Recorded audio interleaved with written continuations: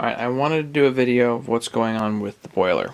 Now, the real problem here is that fixing this is exceptionally dangerous. So you could literally have an explosion and it would be bad, obviously. You can blow up the house because you're dealing with electricity, you're dealing with gas, and you're dealing with pressure. And you're dealing with water under pressure. So, I've actually got two problems here, and I am not utterly convinced that they're related, but they might be. Two problems. One problem was that the boiler was not lighting. So you'd turn it on, you'd see a glow, and I will try to edit the video so that I can have some clips of that. You'd see a glow, and it would be as if there's no gas getting to the heating element there inside the boiler. So the burner rather. So in here is the burner, and if you look in the window, you should see it glow, and then it should light, and you should see blue flames in there. And I wasn't seeing that. I was hearing all the electronics click, and it seemed to be like it was trying to go, but it did not want to light. So it was as if I didn't have gas. And as it turns out, I was right. I didn't have gas, but there's a reason. So on this particular boiler, there are 3 safeties, best I can tell. One of the safeties is some type of combustion sensor in here, right on the stack. And then we've got a low water pressure sensor in there, and which is the far one there. And then the closer one is the over temperature sensor. So if it's not combusting, or it's not sensing enough water pressure, or if the temperature is too high, then if any of those conditions are not met, the gas valve does not open. So what exactly is happening? I'm going to try to explain this best I can. These 2 red wires on this particular boiler create a loop. One of these wires goes to the stack, then the stack goes to the pressure sensor, then the pressure sensor goes to the over temperature sensor. That's more or less how it goes, and then it's back to this other red wire. If current flows all the way through, then this red wire goes down to the gas valve, I think, goes down to the gas valve, and the gas valve opens. If any of those sensors have open circuit, then the gas valve never gets energy, and it never opens, and gas never flows. So the way to check it, and this is an absolute no-no in the manual, but the way to check it is to bypass the safeties. Okay, so under what conditions would I bypass the safeties? Well, the answer is I bypass the safeties when I know, A, I don't have too much temperature. So you can feel it, you know, if it's not over like 300 degrees, then you don't have too much temperature. In this case, I happen to have a temperature gauge on it, and I know that that I don't have above boiling effectively. This boiler I'm running at between somewhere around 135 to 150 anyway. So in general, the likelihood of it being over temperature is actually pretty low. But that's relatively easy to feel anyway. I wouldn't stick my hand right on this if you didn't know. So, you know, maybe stick your hand kind of close to the output side of the boiler and see how much heat you have there. Ideally, you need a pressure and temperature gauge. So, next, the pressure, the low pressure sensor. The easy way to check this is to have a pressure gauge on the setup. So right now I've shut everything off, but there should be 12 pounds of pressure in the system. There is an automatic water inlet device up here that meters the pressure going into the whole system. So if you want to add a little bit of extra pressure, say, geez, you know, let's check and see, check and see exactly what's going on there. Well, you can just touch this and adds more water into the system. Okay, so you can do it that way. An easy check: put 15 pounds in the system instead of 12, and see if the boiler turns back on. That's an easy way to check the whether the pressure sensor is actually working or not. That was not something that was recommended to me. That was something that I had to come up with on my own. So I put a little extra pressure in. Boiler still did not ignite. So that's one check you can do. The stack sensor, I have absolutely no idea how to check. But I can't imagine that if there's no gas going through in the first place, how would that know to shut the gas valve off? So it's probably not the stack sensor.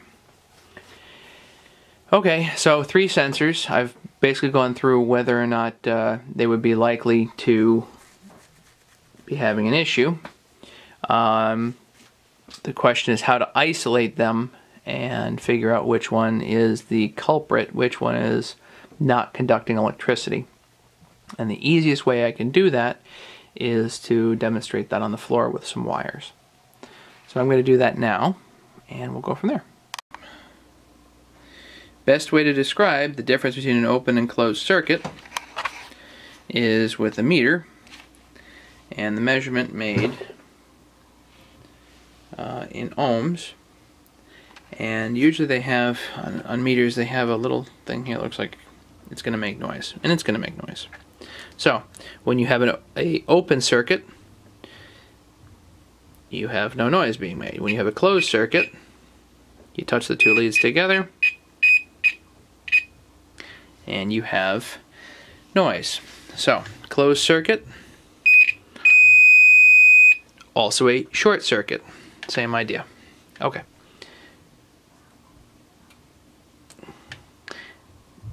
Now, this should be an open circuit, not closed. Touch the 2 leads, open. So when this is a pressure sensor, this is the new model, goes in there. When this unit detects enough pressure, a switch will click inside of it and it will close the circuit. Right now it's open. So this particular sensor happens to be set at, as it turns out, it says 10F, 10 falling. So it open. If the pressure was, say, 30 pounds, it would be a closed circuit. As the pressure drops and falls, pressure's falling at 10 pounds, the circuit opens. And if the circuit opens, then the gas valve then closes.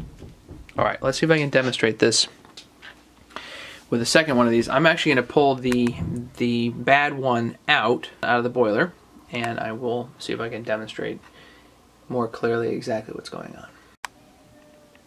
So the other issue I'm having is that there is a leak here. This is a factory installed part. I'm not too happy about that it's leaking. So I gotta actually remove that, and I'm gonna change out this whole piece here, more or less, so that we don't have any more trouble.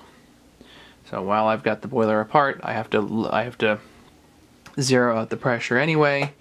I have to get all the water out of the system here, and I've got shut-off valves to do that. I gotta shut off there, and I shut off above the low water cutoff there, so I can isolate just the boiler, and that way it's relatively easy to fill it back up.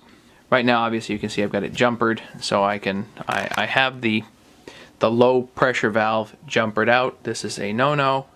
There's a reason why I do it. It's because I know that there's enough pressure in the system, and also because I have a low water cutoff unit anyway. The one thing you don't want to do with this boiler is you do not want to run it dry. No water in the boiler is bad, like really bad. You'll ruin it.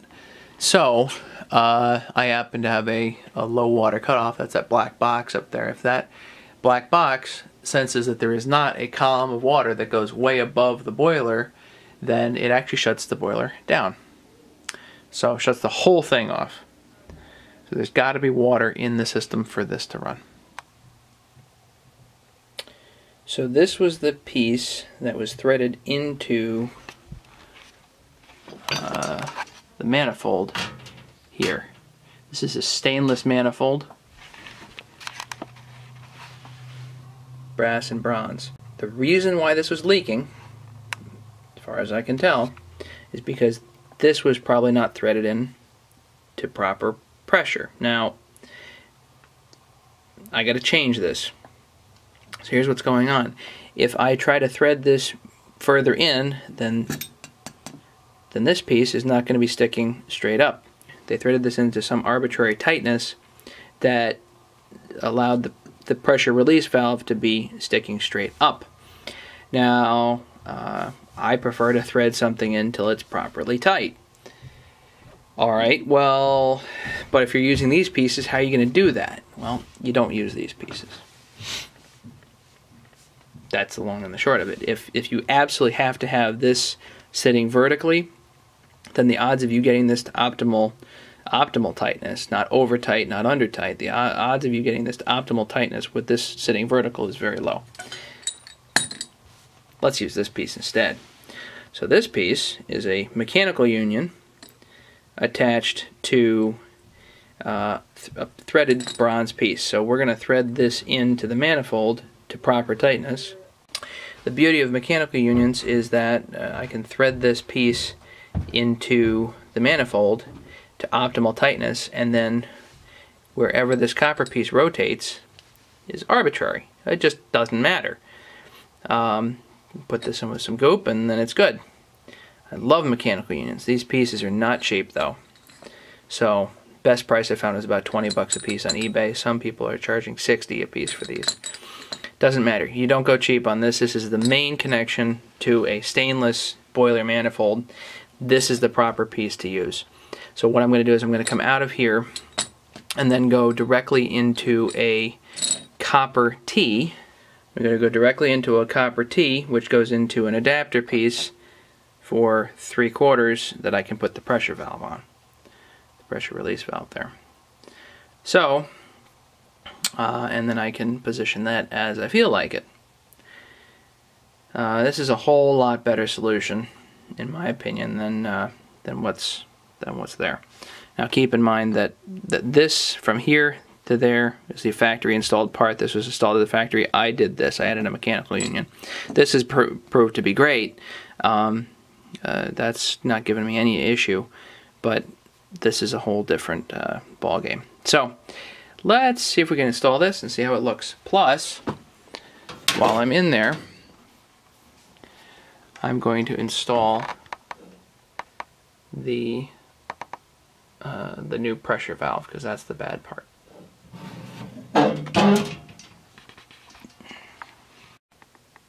They did happen to make this exceptionally difficult to get to. So I've got my 1-inch ratcheting wrench on this, and that's going to be how I have to get this apart. And there's not much clearance here, so I may undo this. So I've got a little bit of leakage there anyway. I'm really starting to not like tape a whole lot. Just goop, I guess. Pipe dope is a lot better than using tape. I've had some issues with tape, so I might as well change this out anyway, get a little more clearance, and then I can remove that valve properly. Sorry, so I can move that switch properly. It's pressure switch is what it is. So we've got the meter set on ohms, or resistance, and the meter is going to simulate a current coming from the boiler. So let's go back here for a second. We've got this red wire, and we've got this red wire. So two red wires. And if you jumper the two of them, let me jumper them so you can see what that looks like. So we've got a lead between the two of them. Now the safeties are now removed from the system. So we've pulled the safeties. So again, this is exceptionally dangerous because you are dealing with gas and hot water and electricity and all that other fun stuff. And you can cause an explosion by doing this. So if you're trying to test the safeties though to rule out which one is bad, this is the way to do it. So first you jumper the setup, turn it on, see if it works. If the boiler turns on, this glows red, then you see a blue flame, you know that that gas is coming in, and then you immediately shut it back down. So then what you do is you start testing the sensors individually.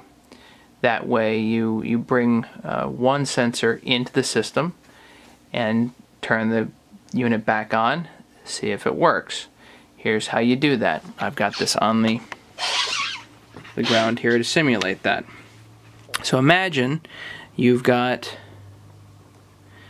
these two are identical sensors. This one's the bad one, this one's the new one. But we're going to jumper them and see exactly what's up. Okay, so these are the two leads coming from, they simulate these are the two leads are coming from the boiler. If you jumper the two of them, you can hear the meter going, which means now you've shorted the circuit, you've completed the circuit, and the gas valve will open and you'll get gas. Okay, so here's how you test for which one's good and which one's bad. So for instance, if you wanted to just test this one, then you have to literally just test that one. Now as you can see, we have an open circuit. Now we would not expect a closed circuit here because this is a pressure valve and this is ambient pressure, which means there's essentially no pressure on the valve. And until it reaches 10 pounds of pressure, it's not going to click. Okay, so let's say that you did this and the boiler did turn on. Okay, then we know that that one's good. So then you go on to the next step. Now you need another jumper between that one and this one. And then you jumper it that way. Now the two red lines are going back to the boiler and you have the two jumpered. So you have a complete circuit. Or what would be a complete circuit, assuming both of these are good. Turn it back on, see if it fires. If it doesn't fire the second time around, then you know that this one is bad. Or that this one is detecting a problem. Either the sensor is bad or there is an actual problem. That's what you ultimately have to come to the conclusion of is the sensor bad or is there a real problem? Either way, you turn the boiler on, you check if it works, you shut it right back down. You don't want to leave it on in case you actually do have a real problem. The three problems you can have are, I believe this is a combustion sensor here. Don't know for sure, but I think it's a combustion sensor of some kind. Then you had the pressure sensor. So if this senses low pressure, the gas will not turn on, or rather the circuit will be open. And if this senses high temperature, I believe this is a temperature sensor. If this senses an over temperature condition, then it will again not open the gas valve. You'll have an open circuit. So if you wanted to test, right now I had this running on two of them, so let's explain that. Red wire from the boiler to the stack sensor, out of the stack sensor, this line, into the over temperature sensor, and then out of the over temperature sensor yellow line here, and back into the boiler, into the red line. So now we have, as it turns out, we have a closed circuit because the combustion sensor is not sensing anything bad and the overtemperature sensor isn't sensing anything bad. So therefore, the circuit is closed and the gas valve opens and the boiler turns on. So the safety we do not have in the system, of course, was this pressure sensor. We'll put that back in the system and see how it goes. So either there was an issue with the pressure, which I don't think so, because I have another pressure gauge on the setup, or the sensor's bad itself. So you have to determine, is the sensor bad or is there an actual fault condition? So that's the troubleshooting. Let's put her back together. Based on the clearances here, if you do not have a 1-inch ratcheting wrench, don't bother doing this job. It's too much of a pain. Go get a 1-inch ratcheting wrench. Much easier.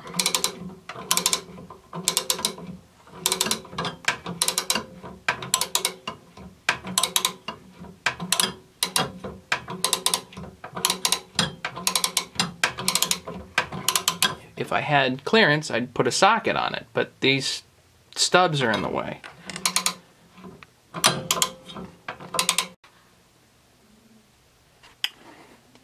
So, new one is installed, and the wiring is now correct. So, safety red from the boiler. Oh, sorry, let's start here. Safety red from the boiler goes back to the stack, out of the stack. This black line goes into a red jumper here, which goes into the pressure sensor. And then out of there, this white line goes into the overtemperature sensor. Out of there, back into the red line, back into, actually to the gas line. To gas valve, excuse me. So, 3 safeties all in line, and this is now needing to be put back together. I've got this all apart here. I'm gonna put this all back together. Okay, we're wired up. Sorry about the dryer going over there, but wired up. We have pressure back in the system, 14 pounds. This is a little neater. I gotta put a extension on for this thing here, but let's fire it up and see if the new sensor does the trick. So we have zones calling for heat.